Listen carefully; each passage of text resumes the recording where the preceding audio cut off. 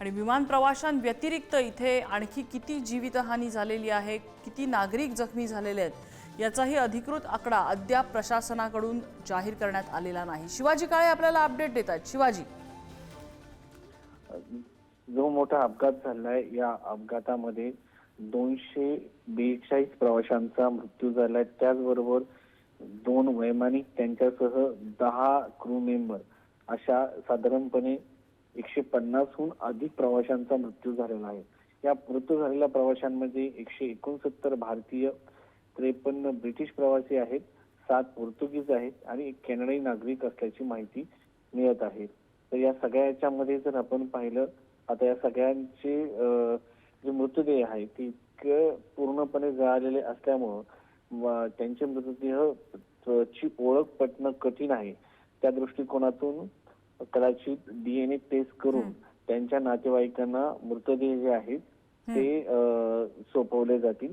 यामध्ये सगळ्यात महत्त्वाचं म्हणजे गुजरातचे माजी मुख्यमंत्री, राज्यसभा खासदार राहिलेले, मुख्यमंत्री पदावरती काम केलेले विजय रूपाणी यांचं देखील निधन झालेलं आहे आणि त्यांच्या देखील मृतदेहाची ओळख पटवण्याचं काम जे आहे ते सुरू आहे।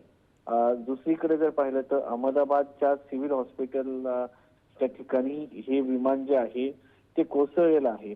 त्यामुळे या ठिकाणी साधारण ते जे हॉस्टेल होतं त्यामध्ये 50 ते 60 डॉक्टर जे आहेत ते यामध्ये होते आणि त्या ठिकाणी जे विमान कोसळलं त्या ठिकाणी त्यातील काही लोकांचा साधारणपणे मृत्यू झाला किंवा जखमी झाल्याची माहिती मिळत आहे आणि मोठ्या प्रमाणात जे एअर फ्युल असतं ते या भागामध्ये पसरल्याची माहिती मिळते। त्यानंतर मोठा विमानाचा स्फोट झाला अशी एक प्राथमिक माहिती आहे। त्यामुळे आतापर्यंतची जी माहिती मिळते त्यानुसार एकूण साधारण जे सर्व प्रवासी होते त्यांचा मृत्यू तर झालाय, मात्र ज्या प्लेन ठिकाणी आदळलेला आहे त्या ठिकाणी देखील काही लोक जखमी किंवा काही लोकांचा मृत्यू होण्याची संभाव्यता व्यक्त केली जात आहे। सध्याची नम्रता जे अपडेट पाहायला मिळते ते म्हणजे केंद्रीय गृहमंत्री अमित शहा हे साधारण 5 मिनिटांपूर्वी अहमदाबादसाठी रवाना झालेले आहे, कारण साधारण 4 वाजल्याच्या नंतर याचं अहमदाबाद एअरपोर्टचं कामकाज पुन्हा एकदा सुरळीतपणे सुरू करण्यात आलेलं आहे।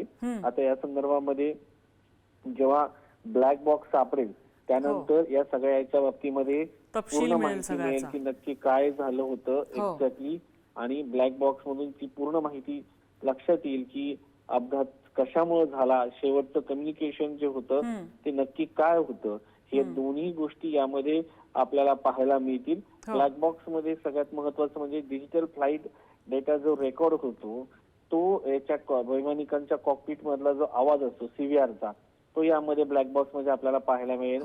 त्यानंतर विमानाच्या उड्डाणापासून ते लँडिंग प्रवासांची तांत्रिक माहिती या संदर्भामध्ये देखील पूर्ण माहिती आता या ब्लॅक बॉक्स मध्ये असेल आणि साधारण 1000 टेम्परेचर °C पर्यंत केशरी रंगाचा हा ब्लॅक बॉक्स जो असतो तो तग धरू शकतो किंवा पाण्यामध्ये 600 मीटर खोलपर्यंत ब्लॅक बॉक्स जो आहे तो राहू शकतो। अगदी अगदी, त्यामुळे आता हा ब्लॅक बॉक्स मिळाल्यानंतरच या अपघातामागे नेमकी काय मिस्ट्री आहे, ही दुर्घटना कुठल्या तांत्रिक दोषामुळे झाली आहे का की घातपात आहे का किंवा आणखी कुठली शक्यता आहे का, हे ब्लॅक बॉक्स मिळाल्यानंतरच स्पष्ट होऊ शकेल। शिवाजी, धन्यवाद या सगळ्या माहितीबद्दल।